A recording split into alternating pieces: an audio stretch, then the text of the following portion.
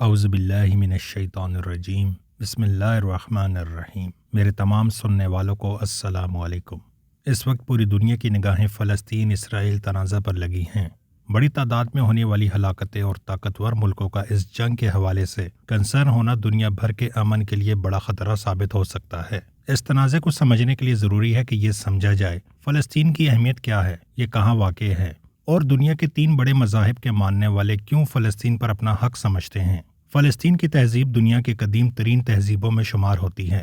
جدید تحقیق کے مطابق 11,000 سال پہلے جہاں سب سے پہلے انسان نے زمین سے فصل اگائی اور جہاں پہلی مرتبہ انسان بستی بنا کر رہنے لگے، وہ سرزمین فلسطین تھی۔ ملک شام کے جنوب مغربی علاقے کو فلسطین کہتے ہیں۔ فلسطین براعظم ایشیا کے مغرب میں بحیرہ ابیض متوسط میڈیٹرینین سی، جس کا دوسرا نام بحیرہ روم رہا ہے، کے ساحل پہ واقع ہے۔ فلسطین ایک طرف براعظم افریقہ اور ایشیا کے درمیان پل کا کام کرتا ہے تو دوسری طرف براعظم یورپ کے انتہائی قریب واقع ہے۔ فلسطین کے شمال میں لبنان ہے، مشرق میں اردن اور جنوب مغرب میں مصر واقع ہے۔ فلسطین کا موجودہ رقبہ 27,000 مربع کلومیٹر ہے۔ آب و ہوا کے لحاظ سے یہ خطہ معتدل سمجھا جاتا ہے۔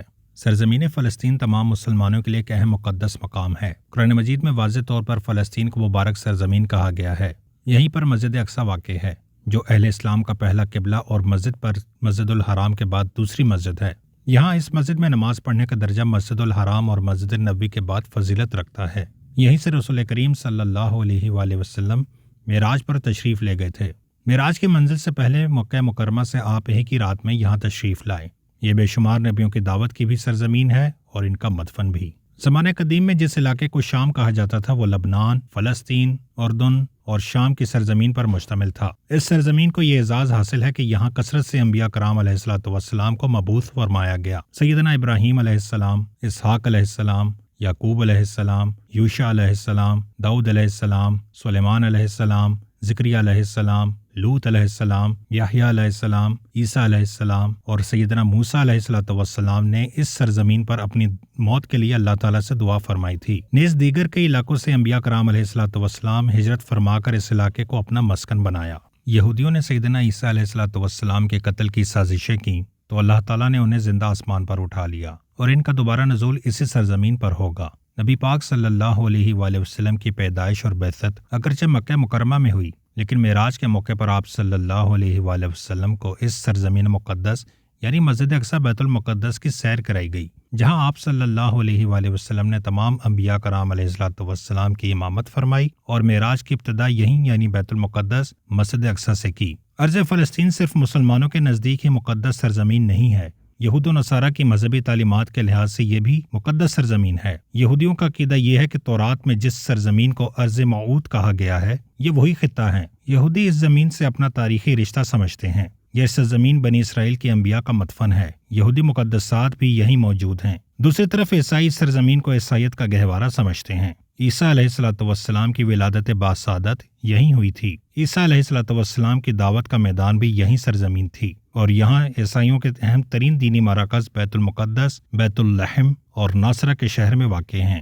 شرعی طور پر اہمیت و فضیلت کے اعتبار سے مسجد الحرام اور مسجد نبوی کریم صلی اللہ علیہ وآلہ وسلم کے بعد مسجد اقصی کا مقام و مرتبہ ہے۔ قرآن و حدیث میں مختلف جگہوں پر اس مبارک مسجد کا ذکر آیا ہے۔ اس مسجد کے ارد گرد کی جگہوں کو برکت والی جگہیں کہا گیا ہے۔ انہی وجوہات کے پیش نظر دنیا بھر کے مسلمان مسجد اقصی اور قدس کو بڑی عقیدت و محبت سے دیکھتے ہیں۔ رسول اکرم صلی اللہ علیہ وآلہ وسلم کو معراج کے موقع سے مسجد الحرام سے جس جگہ لے جایا گیا، یہ وہی مسجد اقصی ہے۔ آپ صلی اللہ علیہ وآلہ وسلم نے اس مسجد میں سارے انبیاء کرام علیہ الصلوۃ والسلام کی امامت فرمائی۔ آپ صلی اللہ علیہ وآلہ وسلم اسی مسجد سے سفر معراج پر روانہ ہوئے۔ مسجد الحرام سے مسجد اقصی کے آپ صلی اللہ علیہ وآلہ وسلم کے اس مبارک سفر کا بیان قرآن میں بھی ہوا ہے۔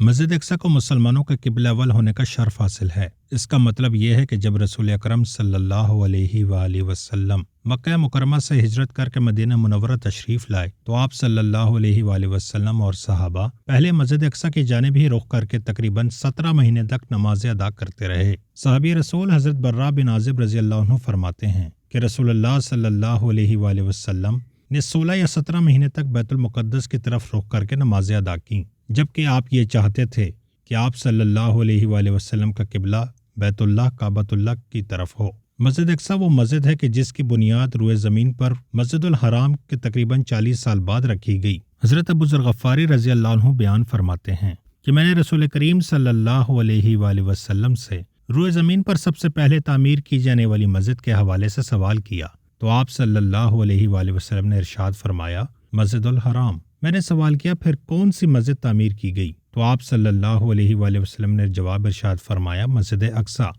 میں نے سوال کیا کہ ان دونوں کی تعمیر کے دوران کتنا وقفہ ہے تو آپ صلی اللہ علیہ وآلہ وسلم نے ارشاد فرمایا 40 سال۔ پھر پوری زمین تیرے لیے مسجد ہے، جہاں بھی تمہیں نماز کا وقت آ جائے نماز پڑھ لو۔ ایک حدیث شریف میں مسجد اقصی سے حج یا عمرہ کا احرام باندھ کر حج یا عمرہ کرنے والے کو اگلے اور پچھلے گناہوں کے معافی کی بشارت دی گئی ہے۔ نبی اکرم صلی اللہ علیہ وآلہ وسلم کی زوجہ محترمہ حضرت ام سلمہ رضی اللہ عنہا سے روایت ہے کہ انہوں نے رسول کریم صلی اللہ علیہ وآلہ وسلم کو فرماتے سنا جس نے مسجد اقصی سے مسجد حرام کے لیے حج یا عمرہ کا احرام باندھا اس کے اگلے اور پچھلے گناہ معاف کر دیے جائیں گے، جنت اس کے لیے واجب ہو جائے گی۔ مسجد اقصی ان تینوں مساجد میں سے ایک ہے جن میں عبادت کرنے اور نماز پڑھنے کی نیت سے سفر کرنا باعث ثواب ہے۔ حضرت ابو ہریرہ رضی اللہ عنہ فرماتے ہیں کہ نبی اکرم صلی اللہ علیہ وآلہ وسلم نے ارشاد فرمایا عبادت کی نیت سے صرف 3 مسجدوں کے لیے ہی سفر کیا جائے اور وہ ہیں مسجد الحرام، مسجد نبوی صلی اللہ علیہ وآلہ وسلم اور مسجد اقصی۔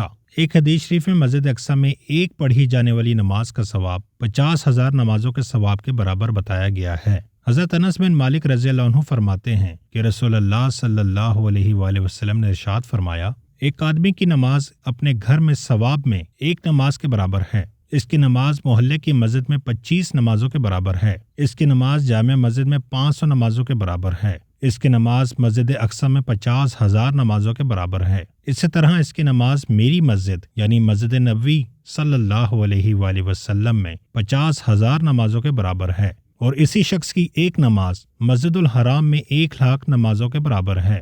نبی پاک صلی اللہ علیہ وآلہ وسلم نے ایک دفعہ فرمایا فتنوں کے زمانے میں اہل اسلام کی مختلف علاقوں میں مختلف جماعتیں اور لشکر ہوں گے۔ اس دور میں آپ صلی اللہ علیہ وآلہ وسلم نے شام اور اہل شام کے لشکر کو اختیار کرنے کی ترغیب دلائی کیونکہ اس دور میں ان کی حفاظت کی ذمہ داری اللہ تعالی نے خود لی ہوگی۔ یہ مہدی علیہ الصلوۃ والسلام اور عیسیٰ علیہ الصلوۃ والسلام کا لشکر ہوگا۔ آخری وقت زمانہ قرب قیامت میں خلافت اسلامیہ کا مرکز و محور ارض مقدسہ ہوگی۔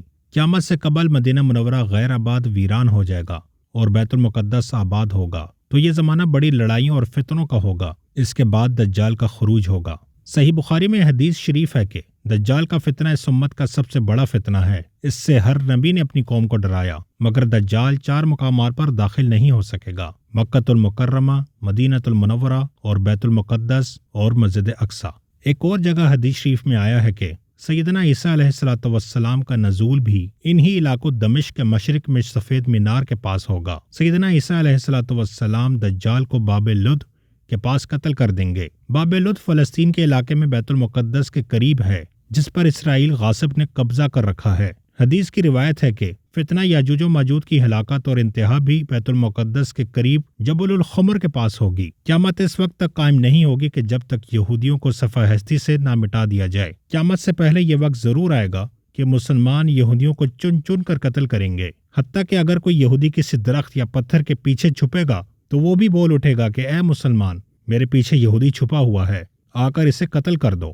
سرزمین فلسطین جو جلیل القدر انبیاء کرام علیہ الصلوۃ والسلام کا مسکن اور مدفن ہے، حرمین شریفین ہی کی طرح مسلمانوں کی آنکھوں کی ٹھنڈک ہے۔ اس وقت ہمارے فلسطینی بھائی اپنی بقا کی جنگ لڑ رہے ہیں۔ اس وقت پوری دنیا حماس اور اسرائیل کے درمیان چھڑی اس جنگ میں فریقین کے حق یا مخالف بٹ رہی ہے۔ غزہ کے مسلمانوں پر زندگی تنگ ہے۔ دنیا بھر کے مسلمان اپنے مسلمان بھائیوں کا دکھ اپنے دل میں محسوس کر سکتے ہیں۔ ہمارے مصیبت میں گھرے بھائیوں کو ہماری حمایت اور دعا کی اشد ضرورت ہے۔ اے اللہ مسجد اقصی کی حفاظت فرما، اے اللہ فلسطین کے مسلمانوں کی حفاظت فرما، اے اللہ ان کے سامنے سے، پیچھے سے اور دائیں بائیں سے حفاظت فرما۔